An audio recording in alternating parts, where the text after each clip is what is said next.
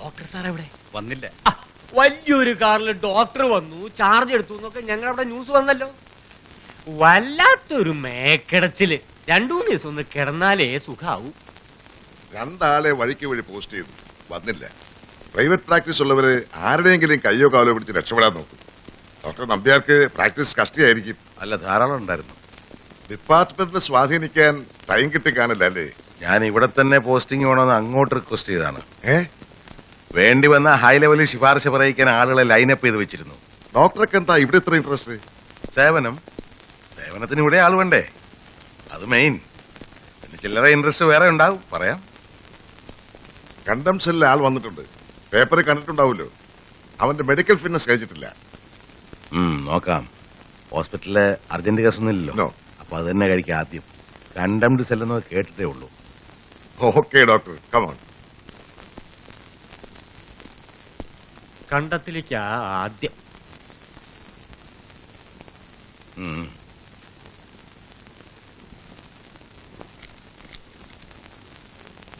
അസുഖങ്ങളൊന്നും? ഉറക്കം എങ്ങനെ? ഉറങ്ങുന്നുണ്ട്. ആഹാരത്തിന് രുചി ഉണ്ട്. പൂർണ്ണ ആരോഗ്യത്തോട് വേണം ഇവിടെ ഞങ്ങൾക്ക് ചടങ്ങുകൾ അവസാനിപ്പിക്കാൻ, അല്ലേ? നിയമത്തിൽ അത് പ്രത്യേകം പറയുന്നുണ്ട്, അല്ലേ സൂപ്രണ്ടേ? DMOനോടും ഡയറക്ടറോടും ഒക്കെ കെഞ്ചി ഞാൻ ഇവിടേക്ക് തന്നെ ട്രാൻസ്ഫർ വാങ്ങിയത് സൂപ്രണ്ടിനും അത്ഭുതം തോന്നി. ഇവനെ ഒന്ന് നേർക്കുനേരെ കാണണമെന്നുണ്ടായിരുന്നു. ചത്തെന്ന് സർട്ടിഫൈ ചെയ്യുന്ന ഡോക്ടർ കയറിടുമ്പോഴും കയറ്റുമ്പോഴും ഒക്കെ അടുത്ത് തന്നെ നിൽക്കണ്ടേ? അതല്ലേ നിയമം. ഇടയ്ക്ക് കാണാം. ഞാൻ ഡോക്ടർ KVG നമ്പ്യാർ, വിജയന്റെ അച്ഛൻ.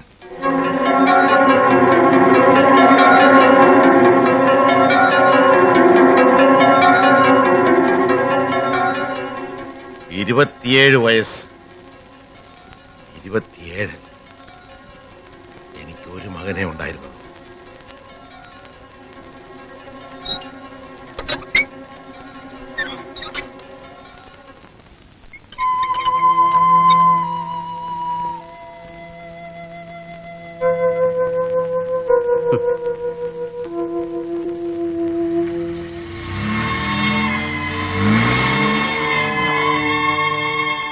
ഒരാളുടെ അച്ഛനാ ഡോക്ടർ എന്ന് അറിഞ്ഞപ്പോ ചങ്ങാതിക്ക് ഒരു ചളിപ്പൂല്ല. വീട്ടിലുണ്ടായിരുന്ന ഒരു ബേജാറായി പോയി. മാപ്പ് പറഞ്ഞിട്ട് ഇനിയിപ്പോ എന്താ കാര്യം?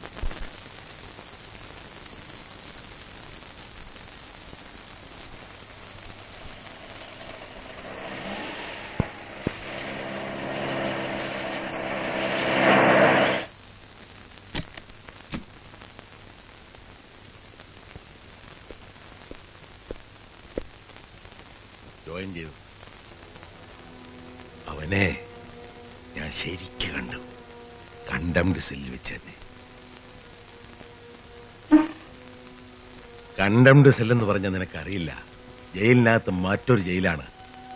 തൂക്കുപുള്ളികളെ മാത്രം പാർപ്പിക്കുന്ന സ്ഥലം. 24 മണിക്കൂറും ഗാർഡുമാർ കാവലിന്. രാത്രി വിളക്ക് കെടുത്താറില്ല. അവിടെ എത്തുമ്പോ തന്നെ ഒരുമാതിരിപ്പെട്ടവന്റെ ഒക്കെ പകുതി ജീവൻ പോവും. പക്ഷെ അവന് യാതൊരു കൂസലുമില്ല. ഞാൻ ആരാണെന്ന് അറിഞ്ഞപ്പോ കൂടി നിസാരം. സ്വന്തം മരണം അരിച്ചരിച്ചടുത്തെത്തുമ്പോ ഇവൻ ഇങ്ങനെ നിസാര ഭാവത്തിലിരിക്കോ? അതാണ് എനിക്ക് കാണേണ്ടത്. ഈ ഭ്രാന്ത് കേട്ട് കേട്ട് അതുകൊണ്ട് പോയി നമ്മുടെ മോനെ തിരിച്ചു കിട്ടുമോ? അവന്റെ വിചാരം കൂടിക്കൂടി വരുന്നതല്ലാണ്ട് എവിടേക്ക് വന്നതുകൊണ്ട് എന്താ ഒരു പ്രയോജനം? ആ നേരത്ത് ഞാൻ പറഞ്ഞില്ലേ, വല്ല പുണ്യ സ്ഥലത്തും പോയി റിട്ടയർമെന്റ്, തീർത്ഥാടനം ഒക്കെ മനസ്സിലുണ്ട്. മരിച്ചു എന്നുറപ്പ് വരും വരെ കത്തിയുമായി കാവൽ നിന്നു ഇവൻ. സാക്ഷി പറഞ്ഞ വാചകം ഇന്നും എന്റെ മനസ്സിലുണ്ട്. മരിച്ചു എന്നുറപ്പ് വരുത്തി സർട്ടിഫിക്കറ്റ് ഒപ്പിടും വരെ ഞാനും ഇവിടെ തന്നെ. ജഡ്ജ്മെന്റിന്റെ കോപ്പി വന്നു. Handing over report, judgement. File open ചെയ്തില്ലേ? ഡിസ്ട്രിക്ട് കോർട്ടിൽ നിന്ന് പോയിട്ടേ ഉള്ളൂ. നമ്മൾ അവനെ കൊണ്ട് ഒരു അപ്പീൽ ഹൈക്കോർട്ടിലേക്ക്. എന്തിന് അപ്പീല്? നമുക്കെന്ത് കാര്യം? ഞങ്ങളെല്ലാവരും ഒഴിവായി കിട്ടിയാൽ നല്ലതെന്ന് വിചാരിക്കാറുണ്ട്. നമ്മൾ തന്നെ വേണ്ടിയതെല്ലാം ചെയ്യാൻ. ഡയറക്ട് റിക്രൂട്ട്മെന്റിൽ കയറിയവരാണല്ലേ നിങ്ങൾ രണ്ടാളും? ജോലിക്ക് അപേക്ഷിക്കുമ്പോൾ ആലോചിക്കേണ്ടിയിരുന്നു ഇതും വേണ്ടിവരുമെന്ന്. സാർ, ഇവന്റെ കേസിൽ മനസ്സിന്റെ സമനില തെറ്റിയ ആളാണെന്ന് ഹൈക്കോടതിക്ക് തോന്നിയാൽ പുള്ളികൾക്ക് നിയമോപദേശം കൊടുക്കുന്നതും ജയിലർമാരാണോ? ഓ, അതൊക്കെ ഒരു മാമൂൽ. ഹൈക്കോടതി, സുപ്രീം കോടതി ഒക്കെ അതിന്റെ റുട്ടീനിൽ വരും. മെന്റലി ഡിറേഞ്ച്ഡ് വാദം വന്നു. പ്രോസിക്യൂട്ടറെ ഹെൽപ്പ് ചെയ്യാൻ ഞാനുണ്ട്. സീനിയർ അഡ്വക്കേറ്റ്സിനെ വെച്ച വെറുതെ അല്ല. ഓ, ജഡ്ജ്മെന്റിന്റെ കോപ്പി പത്രത്തെ ബ്രീഫായിട്ടേ കൊടുത്തിട്ടുള്ളൂ. വക്കീൽ സ്വാമി ഒരു കോപ്പി എത്തിക്കാമെന്ന് പറഞ്ഞിട്ടുണ്ട്.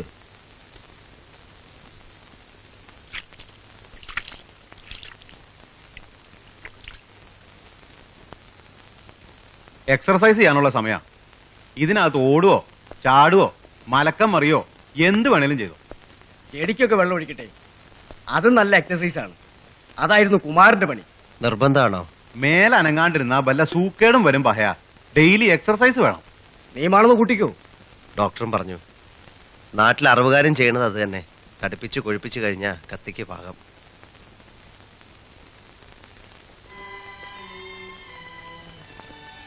ഒരു വിസിറ്റർ ആണെന്ന് തോന്നുന്നു. കേറിക്കോ.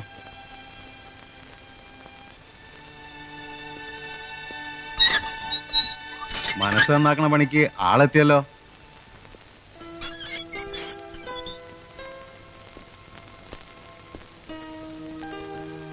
നമസ്കാരം ഫാദർ.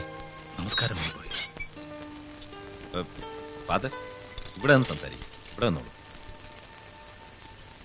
വിസിറ്റേഴ്സ് വല്ല സാധനങ്ങളും പാസ് ചെയ്യാതിരിക്കാൻ ഉണ്ടാക്കിയ വ്യവസ്ഥയാണ് 10 അടി അകലെ. വല്ല മുട്ടായിയോ ബുക്സോ ഒറ്റ കൊടുക്കണമെങ്കിലോ? അച്ചോ, ഇവര് തരും. കൂട്ടത്തിൽ വല്ല കത്തിയോ ബ്ലേഡോ കൊടുത്താലോ എന്ന് വിചാരിച്ചാണ്, അല്ലേ സാർ? എന്നാ തന്നെ എന്ത് ചെയ്യാൻ? തോക്കും പിടിച്ച് ഇവിടെയും ഗേറ്റിലൊക്കെ പാറാവുള്ളപ്പോ ഇവരെന്ത് ചെയ്യും? അച്ഛന് മനസ്സിലായില്ല. കഴുത്തറുത്തോ ഞരമ്പ് മുറിച്ചോ ഞാൻ സ്വയം ചത്താലോ? സർക്കാരിന്റെ ചാൻസ് അല്ലേ നഷ്ടപ്പെടുന്നത്?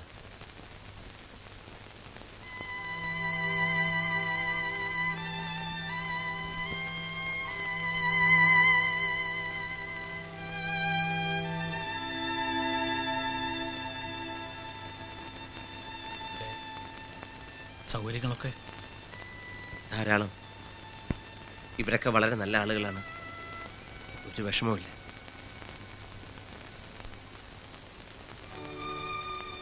പക്ഷെ അച്ഛനിവിടെ വരേണ്ടിയിരുന്നില്ല. എല്ലാം കഴിഞ്ഞു എന്ന് വിചാരിക്കണ്ട. ഹൈക്കോടതി, സുപ്രീം കോടതി, അങ്ങനെ പലതും ഇല്ല ഇനിയും. മരിക്കാൻ ഒരു ഭയവും തോന്നുന്നില്ല. ഞാൻ പിന്നെ വന്ന് കാണാൻ സത്യ. വേണ്ടച്ചോ, ആരും വരാതിരിക്കണമെന്നാണ് എനിക്ക്. പ്രത്യേകിച്ച് അച്ഛൻ.